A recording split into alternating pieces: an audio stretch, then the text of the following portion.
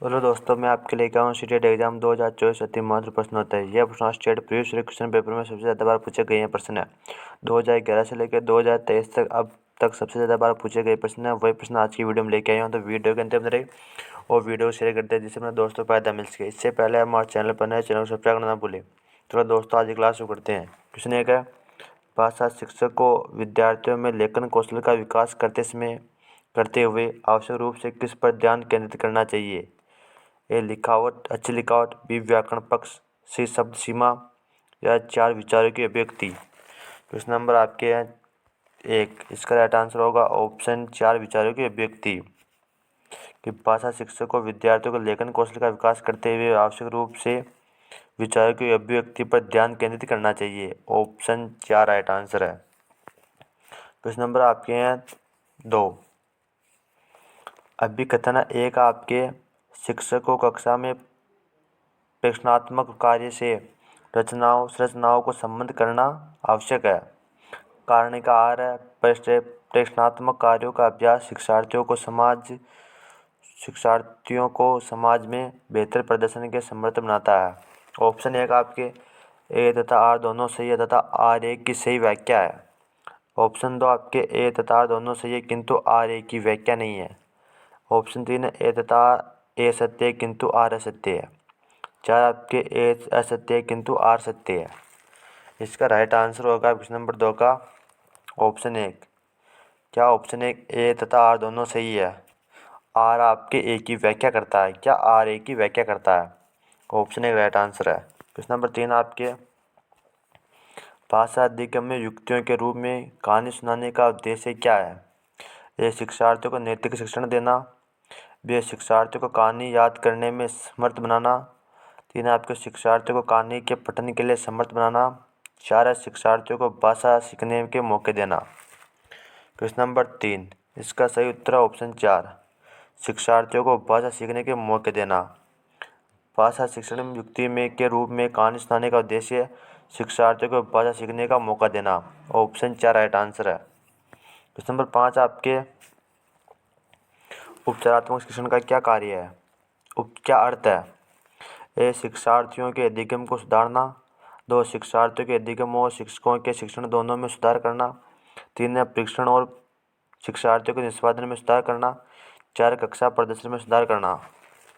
Question number चार, इसका सही उत्तर है ऑप्शन दो, शिक्षार्थियों के अधिगम तथा शिक्षकों के शिक्षण दोनों में सुधार करना। उपचारात्मक शिक्षण का अर्थ आपके शिक्षार्थियों के अधिगम और शिक्षकों के शिक्षण दोनों में सुधार करना। ऑप्शन दो राइट आंसर है। क्वेश्चन नंबर पाँच आपके, शब्द दीवार लिखित द्वारा मुद्रित शब्दों का समूह है जो बड़े आकार में होते हैं और कक्षा की दीवार पर इस तरह लगाए जाते हैं कि वे दिखाई पड़े। इस शब्द दीवार के माध्यम से साक्षरता की कौन सी अवधारणाएं या कौशल नहीं सीखे जा सकते? ए वर्तनी की आकृति के प्रति जागरूकता, दो कठिन शब्दों का उच्चारण, तीन ध्वनि के नियमों को समझकर पढ़ना, चार मूल शब्दों की समझ। क्वेश्चन नंबर पाँच, इसका सही उत्तर है ऑप्शन तीन, ध्वनि के नियमों को समझकर पढ़ना। यह कौशल या अवधारणा आपको सिखाई नहीं जा सकती। ऑप्शन तीन राइट आंसर है। क्वेश्चन नंबर छः आपके, निम्नलिखित में से कौन सी गतिविधि अध्यापक द्वारा सहायता देने का उदाहरण नहीं है? एक आपके विद्यार्थियों से कोई पॉडकास्ट सुनने के लिए कहें और उससे सीखे किन्हीं दो नए शब्दों को साझा करने के लिए कहें। दो आपके विद्यार्थियों को एक ऐसी लघु कविता पढ़ाने के लिए दें जिसे शुरू में ही कठिन शब्दों को अर्थ लिखे हो। तीन आपके विद्यार्थियों के मौखिक रूप से बहुत से सरल प्रश्न पूछे, एक बड़े प्रश्न का उत्तर देने के लिए इन प्रश्नों को सार प्रस्तुत करें। चार आपके विद्यार्थियों को विषयों की सूची दें जिन पर उन्हें 2 मिनट के लिए बोलना और कौन से बिंदु बोले जाए उनके लिए संख्या देना। क्वेश्चन नंबर छः, इसका राइट आंसर आपके हैं ऑप्शन एक। क्या ऑप्शन एक, विद्यार्थियों से कोई पॉडकास्ट सुनने के लिए कहे और उसे सीख के किन्हीं दो नए शब्दों को साझा करने के लिए कहे। गतिविधि अध्यापक द्वारा सहायता देने का उदाहरण नहीं है। ऑप्शन एक राइट आंसर है। क्वेश्चन नंबर आपके साथ है, वह कौन सा परीक्षण है जिसके द्वारा किसी विशिष्ट कार्य के संबंध में विद्यार्थियों की उपलब्धियों का मापन किया जाता है? वह कार्य जिसमें विद्यार्थियों को बेहतर प्रदर्शन करने की जरूरत है। ये निपुणता परीक्षण, 2 उत्पादक परीक्षण, 3 व्यक्तिपरक परीक्षण, 4 वस्तुनिष्ठ परीक्षण।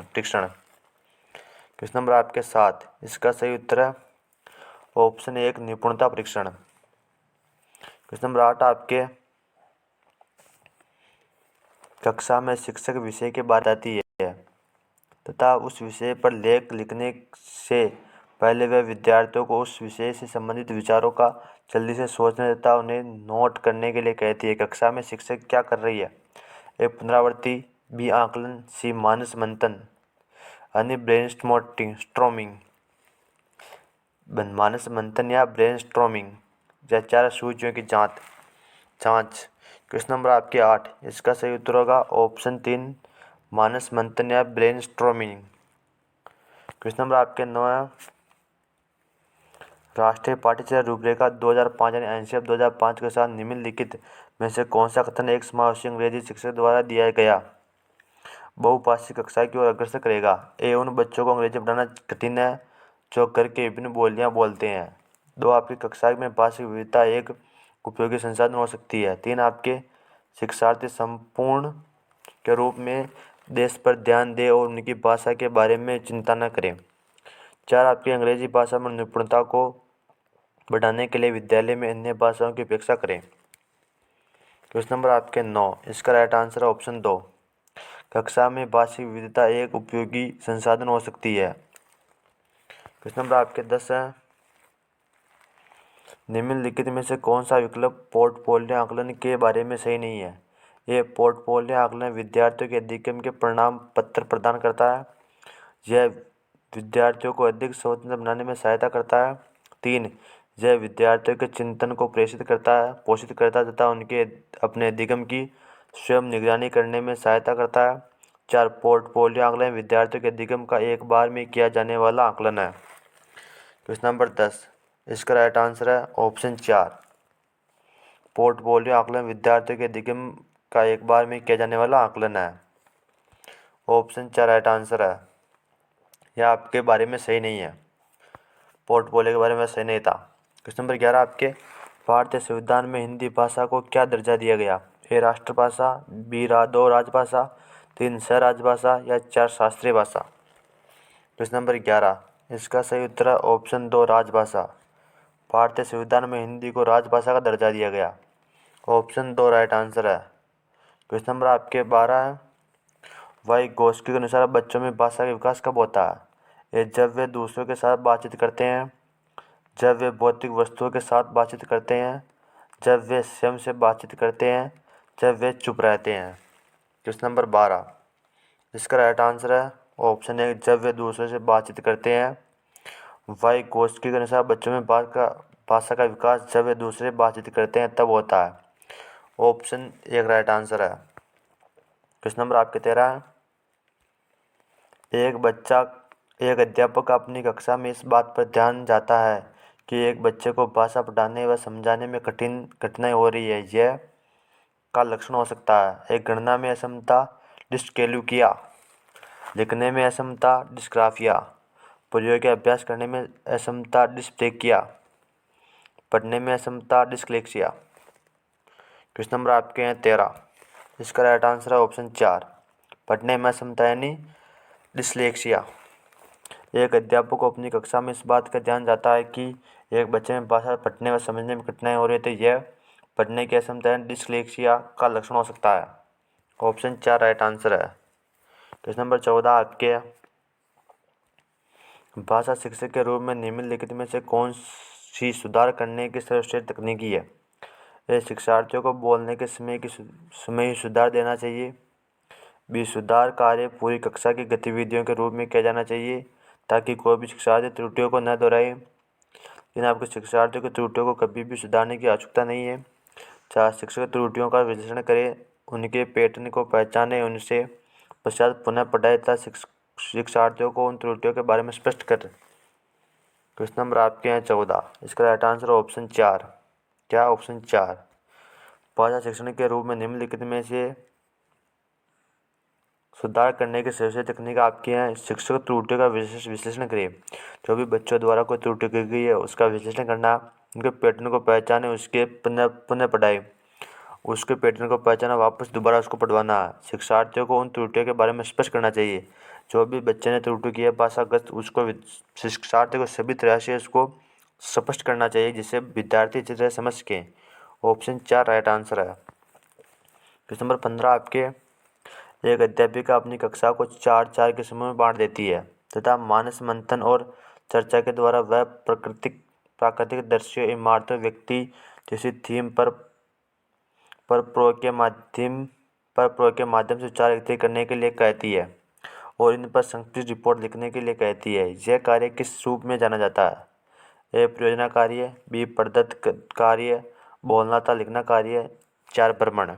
इसका सही उत्तर आपके ऑप्शन 1 परियोजना कार्य है। आपको सही बताना है कि 15 में से आपने कितने परसेंट सही किया। 15 में से आपने कितने परसेंट सही किए हैं? 15 में से आपने कितने परसेंट सही किए हैं? इसका उत्तर आप कमेंट में दें।